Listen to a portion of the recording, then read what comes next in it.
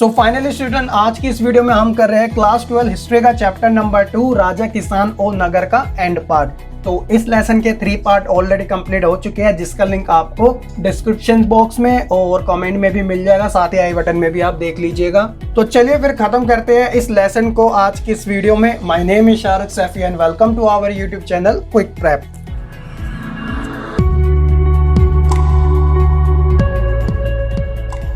तो student, last video में यानी पार्ट 3 में इस लेसन के हमने 5 टॉपिक्स तक कंप्लीट कर लिया था। तो अब हम अपनी वीडियो को यहीं से कंटिन्यू कर रहे हैं टॉपिक नंबर 6 से, जिसके अंदर 4 सब टॉपिक है, जैसे नए नगर, नगरीय जनसंख्या, उपमहाद्वीप और उसके बाहर का व्यापार, और साथ ही जो इतिहासकारों के लिए काफी ज्यादा इंपॉर्टेंट भी है वो है सिक्के और राजाओं के बारे में। ठीक है, तो इसके अंदर हमें सिर्फ 3 ही टॉपिक के बारे में पढ़ना है, टॉपिक नंबर 6, 7 और 8 से रिलेटेड। तो शुरू करते हैं 6.1, जिसका नाम है नए नगर। तो देखिए क्या था कि अधिकांश जो नगर थे ना वह महाजनपदों की राजधानी थी। तो महाजनपद मैंने आपको पार्ट 1 में ही बता दिया था, जिसके अंदर हमने 16 महाजनपदों के बारे में जाना था। ठीक है, तो ये वही नगर थे जो कि महाजनपदों की राजधानी हुआ करती थी, और ये सभी नगर जो थे वो संचार मार्गों के किनारे बसे थे, जिससे कि एक दूसरे में संपर्क हो सके।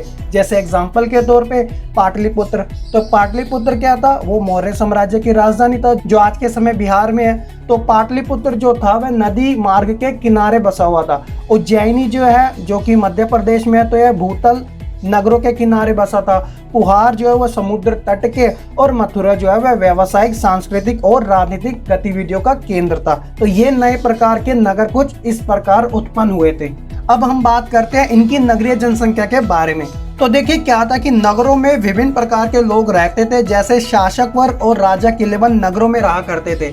यहाँ पर खुदाई तो नहीं हो पाई, क्योंकि आज भी यहाँ पे लोग रहते हैं, लेकिन फिर भी यहाँ पे जो इतिहासकार है उन्हें पूरा अवशेष यहाँ पे मिले हैं। तो पूरा अवशेषों के अंदर क्या क्या चीजें थी, जैसे एग्जाम्पल के तौर पे मिट्टी के कटोरे और थालियां, जैसे चमकदार कलाई वाली, मार्जित पात्र, तो ये अमीर लोग इस्तेमाल करते थे ज्यादातर।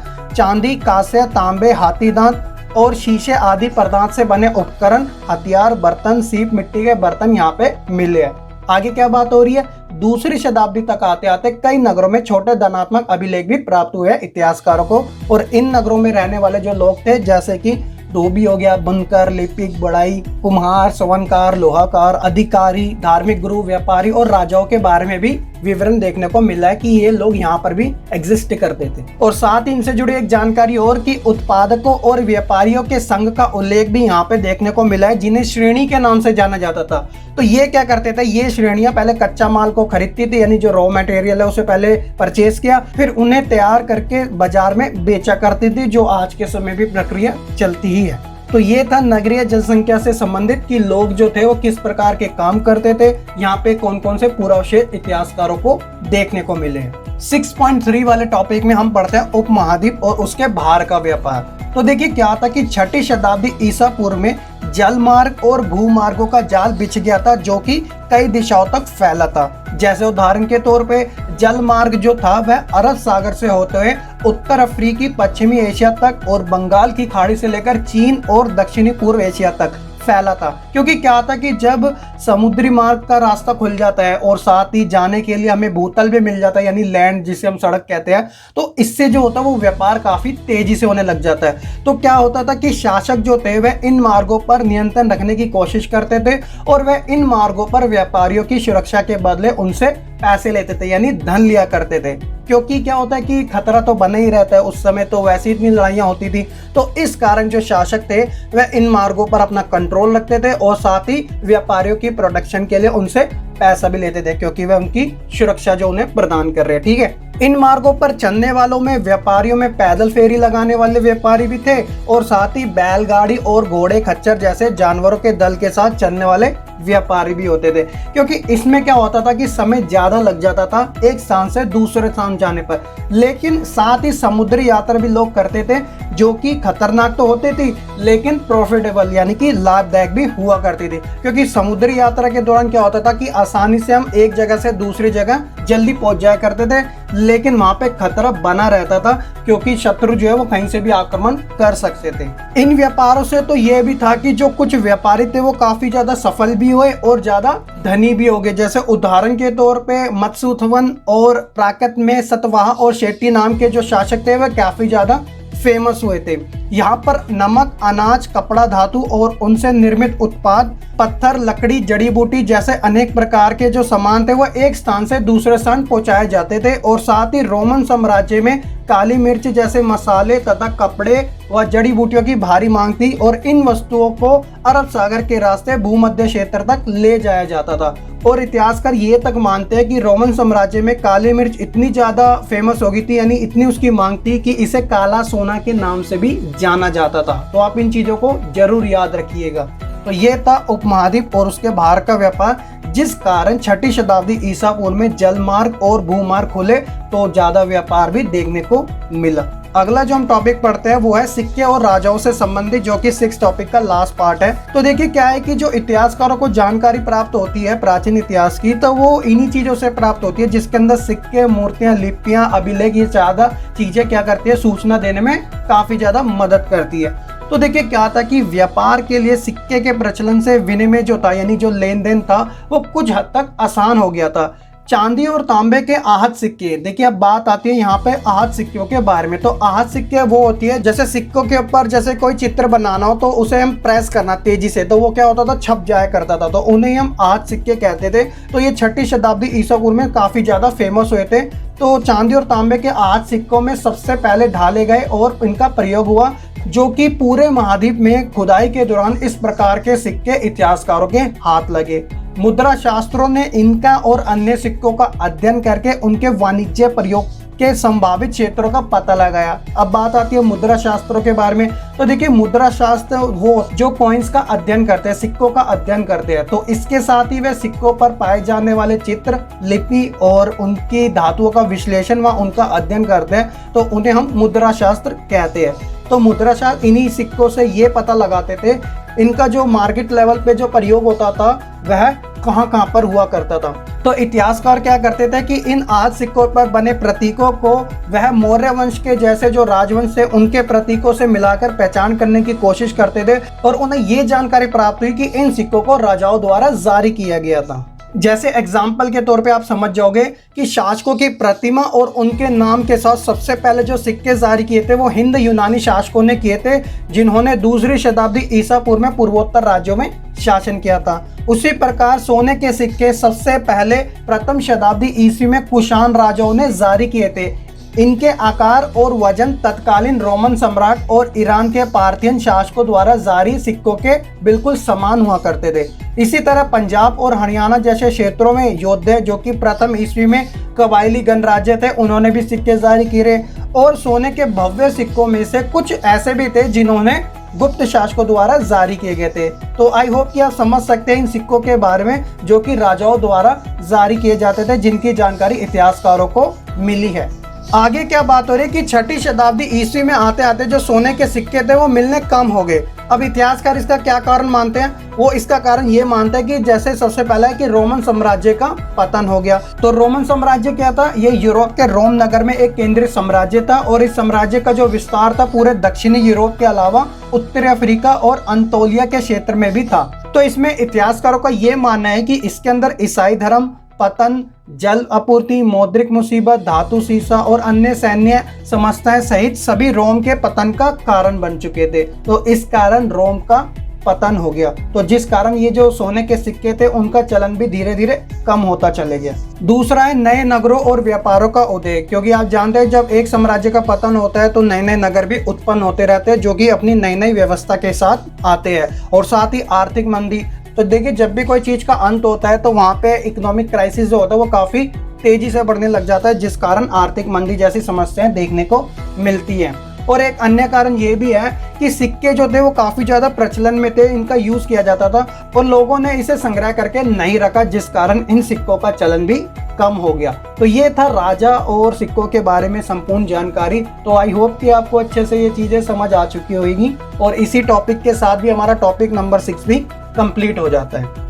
अब यहाँ से जो हमारे टॉपिक है वो सिर्फ 2 ही टॉपिक रह गए, टॉपिक 7 और 8 के बारे में, जो काफ़ी कॉमन से है, जिसके अंदर हमें सिर्फ मूल बातों के बारे में जानकारी प्राप्त करनी है। तो जैसे कि अभिलेखों का अर्थ कैसे निकाला जाता था, तो इसके संदर्भ में हम 3 चीज़ों के बारे में जानेंगे जो इसके सब टॉपिक्स है, जैसे ब्राह्मी लिपि का अध्ययन, खरोष्टी लिपि को कैसे पढ़ा गया और अभिलेखों से जो प्राप्त ऐतिहासिक साक्ष्य थे वह कौन कौन से थे, इनके बारे में। तो सबसे पहले हम यही जानते हैं कि अभिलेखों का जो अर्थ था वह कैसे निकाला जाता था।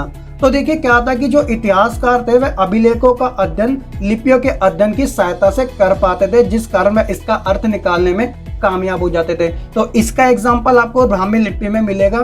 तो यहाँ आप देख सकते हैं ब्राह्मी लिपि का अध्ययन। तो देखिए क्या है कि ब्राह्मी लिपि जो है ना, वो आधुनिक भारत में जो भाषाएं प्रयोग होती है वह लगभग सभी जो लिपियां हैं उनकी ये मूल लिपि है, ब्राह्मी लिपि। और ब्राह्मी लिपि का प्रयोग जो है वो अशोक के अभिलेखों में भी किया गया था। 18वीं सदी से यूरोपियन विद्वानों ने भारतीय पंडितों की सहायता से आधुनिक बंगाली और देवनागरी लिपि में कई पांडुलिपियों का अध्ययन शुरू किया। पांडुलिपियां वो होती थी जिसे मैन्युस्क्रिप्ट कहा जाता था, जो हाथ से लिखी जाती थी, और कुछ इतिहासकार ये भी मानते हैं कि ये राइट टू लेफ्ट लिखी जाती थी, ठीक है। और उनके अक्षरों की प्राचीन अक्षरों से यह तुलना करते थे। तो आप अपनी स्क्रीन पर भी देख सकते हैं कुछ अक्षरों के बारे में। आरंभिक अभिलेखों का अध्ययन करने वाले विद्वानों ने कई बार यह अनुमान लगाया कि ये जो थे वह संस्कृत में लिखे जाते थे, और जबकि प्राचीनतम जो अभिलेख थे वो प्राकृत में थे। तो प्राकृत और संस्कृत मैंने आपको पहले बता दिया था फर्स्ट पार्ट के अंदर। तो प्राकृत भाषा वो होती थी जो वहाँ के आम जनमानस बोला करते थे, आज की संस्कृति से कुछ अलग, ठीक है।